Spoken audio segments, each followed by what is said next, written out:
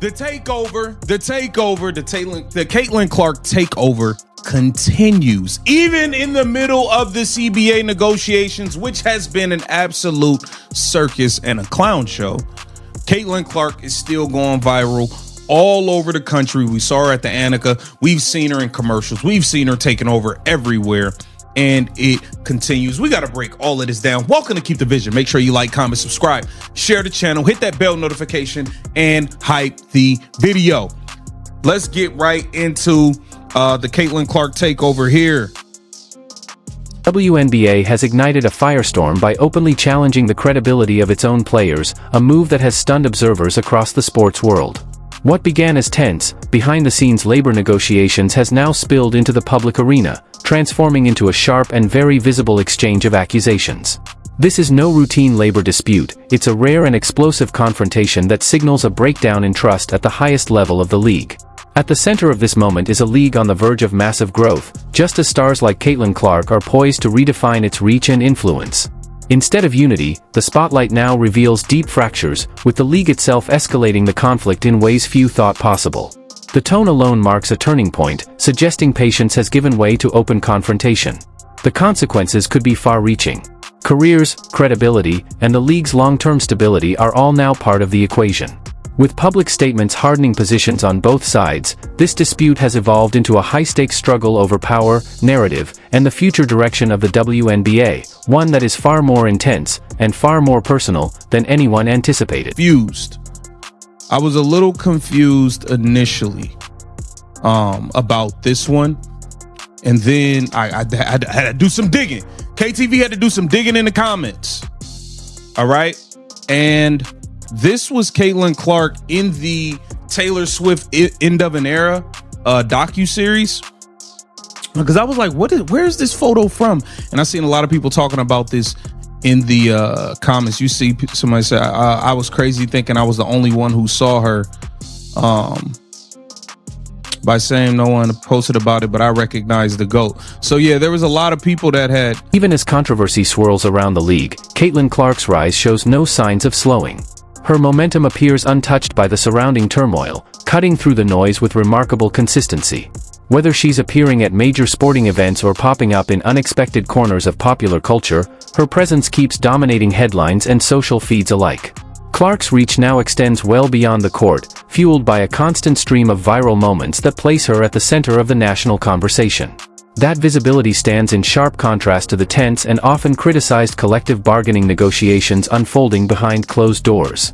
While league officials and player representatives grapple with internal disputes, Clark continues to build her brand in real time, largely unaffected by the institutional friction. The contrast is striking. On one side, a league navigating instability and public disagreement. On the other, an athlete whose individual success signals a new era of attention and opportunity.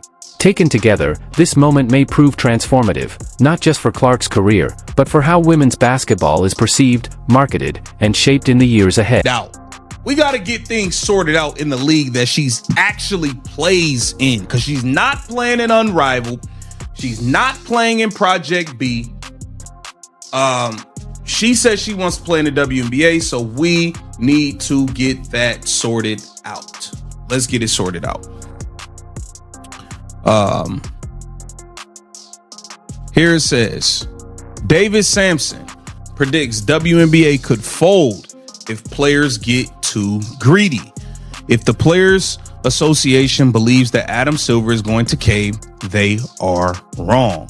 Let's get into this story. One of Caitlin Clark's most surprising viral moments didn't come from a basketball arena at all, but from a place few expected, a major pop culture documentary tied to Taylor Swift's era. Viewers watching closely were caught off guard when Clark appeared briefly on screen, without any formal credit or announcement. At first, many weren't sure what they had seen.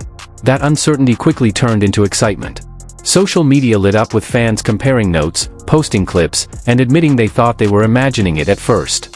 The moment spread rapidly, fueled by the shared realization that Clark had quietly crossed into an entirely different cultural space, one far removed from the hardwood. That fleeting appearance spoke volumes. Even without a spotlight or introduction, her presence was instantly recognizable and widely discussed. It underscored just how far her influence now reaches, confirming that Clark has become more than a standout athlete. she's a cultural figure whose visibility sparks conversation wherever she appears, across platforms, industries, and global audiences. That will be the end of the WNBA, Sampson said. But that won't be the end of the world for them because they have options. Now, we've seen these players talking about these options that they have. We've seen them signing. WNBPA president Nneka Ogwumike signs with Project B in the middle of CBA negotiations. Board members are co-founders of Unrivaled and have equity stake in Unrivaled. I mean, it's a lot going on. They have been very open and public about flexing their muscle with what they see as leverage with other leagues. Here it says, as Sampson yet another moment to her rapidly expanding viral resume, Clark made a notable appearance at Gainbridge Fieldhouse during the Indy Classic. What was already a solid college basketball showcase, featuring matchups like Purdue versus Northwestern and Butler, suddenly carried a different level of energy the moment she arrived. Her presence didn't go unnoticed for a second. Fans quickly gathered, eager for photos and brief interactions, turning concourses and seating areas into impromptu meet-and-greet zones. Those moments didn't stay confined to the arena. Images and videos spread across social platforms almost instantly, creating yet another surge of online attention tied directly to her name. What stood out most was the ripple effect. A regional college basketball event was elevated into a national conversation simply by her attendance. Once again, Clark demonstrated a rare ability to command attention without needing to step onto the court, reinforcing her status as a true draw and a central figure in today's basketball landscape, effortlessly becoming the headline wherever she goes. On average, then the WNBA begins January 5th. Now that salary was higher than the WNBA's prior to the WNBA's most recent offers. It's set to begin January 5th, and a Saudi-backed traveling international league called Project B has recently begun signing stars, including union president Nneka Ogwumike, to 7-figure contracts. This was a quote: "If you had any ability to invest and you want to start a league to compete with the WNBA, this is the time. Every player is a free agent. All of them want money and need money." Sampson said, all of these headline-grabbing moments are unfolding while tension inside the WNBA continues to intensify. As Clark's profile keeps rising, the league's collective bargaining negotiations are edging closer to a breaking point. What was once framed as routine labor dialogue now appears strained, unpredictable, and increasingly public. The discussions themselves have been anything but steady, drawing scrutiny from analysts and longtime observers of the sport. In fact, some prominent voices in sports media have gone as far as questioning the league's long-term stability if these disputes remain unresolved. That kind of commentary adds pressure to an already fragile moment. The contrast couldn't be sharper. On one side stands an athlete whose influence and popularity seem limitless, on the other, an organization facing hard questions about structure, leadership, and direction. Together, these opposing forces are shaping a dramatic chapter in women's basketball, one that may force fans, players, and executives to prepare for significant and unexpected changes to the future of the game. Changes in these talks, he does not believe that owners will budge, which means that if players value the geography and structure of playing in the NBA-owned American League, they may have to accept less than what they are calling for. If the Players Association believes Adam Silver is going to cave, they are wrong, he added. But I will be very careful being cocky if I'm WNBA Players Association. Owners don't care. If the WNBA folds, they will be just fine. And that is I don't see the owners caving like that. I really don't. For now, the WNBPA and team owners continue to negotiate. The seriousness of the moment was underscored by comments from sports commentator David Sampson, who offered a stark and sobering warning about the league's future. During an appearance on the Dan Le Batard show, Sampson suggested that if negotiations spiral too far out of control, the WNBA could face consequences far beyond short-term disruption. His remarks immediately drew widespread attention. Sampson outlined a scenario in which unresolved financial and structural pressures could threaten the league's very survival. This wasn't framed as a brief downturn or a difficult season, but as the possibility of the organization being unable to continue operating in its current form. That distinction is what made his comments resonate so strongly across the sports landscape. For players, executives, and fans, the message was unsettling. The debate is no longer just about contract terms or revenue splits, it's about sustainability and long-term viability. With negotiations already strained, Sampson's warning dramatically raised the stakes, reinforcing just how pivotal this moment could be for the future direction of professional women's basketball. BPA liars publicly. They said that these ladies are lying about the state of our negotiations. They're acting like we're not putting in fair offers. We are putting in good quality, fair offers in good faith. This is what the WNBA came out and said about the WNBPA, who made it seem like the negotiations were in a horrible state. They weren't getting closer. They were just so far apart. And the WNBA came in and called them liars publicly. So they're not being respectful in public commentary. Here it says, at the same time, Caitlin Clark and Sampson went on to argue that, in their aggressive push for leverage during the collective bargaining talks, players may have unintentionally placed themselves in a vulnerable position. He suggested that while their determination to secure better terms is understandable, the strategy itself carries serious risk. Pressing too hard, too fast, could limit their flexibility at a critical moment. According to Sampson's analysis, demanding sweeping structural changes within a single negotiation window may underestimate how far ownership is willing, or unwilling, to go. If the league's decision-makers choose not to yield, players could find themselves facing outcomes they didn't anticipate and may not be able to reverse. In that scenario, leverage quickly turns into exposure.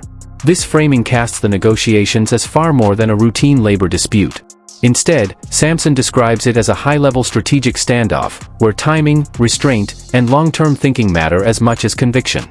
The consequences, he warned, would not be evenly distributed, with players potentially bearing the greatest cost if the standoff escalates beyond recovery. Almost unanimously to authorize a strike, a move that would allow the union's executive committee to declare a strike at any time. The current deadline for the new CBA is January 9th. So, I mean, this is all what's happening and what's going on, guys.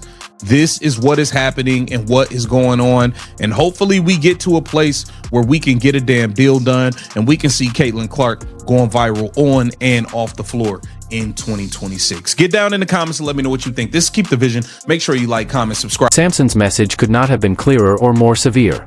He warned that if negotiations spiral too far, the league itself could face irreversible consequences. In his view, the risk isn't temporary disruption but the possibility that the WNBA could lose its footing altogether. While acknowledging that players have legitimate concerns, he stressed that pushing negotiations to an extreme carries consequences that may extend beyond anyone's original intent. At the same time, Sampson noted a critical reality: the end of the WNBA would not automatically mean the end of players' careers. He emphasized that athletes now have alternatives, a factor that dramatically changes the balance of power. That very flexibility, however, may also represent the league's greatest vulnerability if compromise is not reached quickly. Those alternatives are no longer theoretical. New ventures such as Unrivaled and Project B have emerged as legitimate competitors, offering substantial financial incentives and fresh platforms for elite talent. Their presence has reshaped the negotiating environment, giving players options beyond a single league and reducing long-standing dependence on the WNBA as the sole professional pathway. That shift became unmistakably clear when reports surfaced that the WNBA Players Association president signed a seven-figure deal with Project B during ongoing CBA negotiations. The timing alone sent shockwaves through the league. A union leader publicly committing to a rival organization signaled that player leverage is not symbolic, it is active, strategic, and backed by real opportunities. Sampson argued that this moment reflects a deeper miscalculation. In his assessment, players may have overestimated how much structural change could realistically be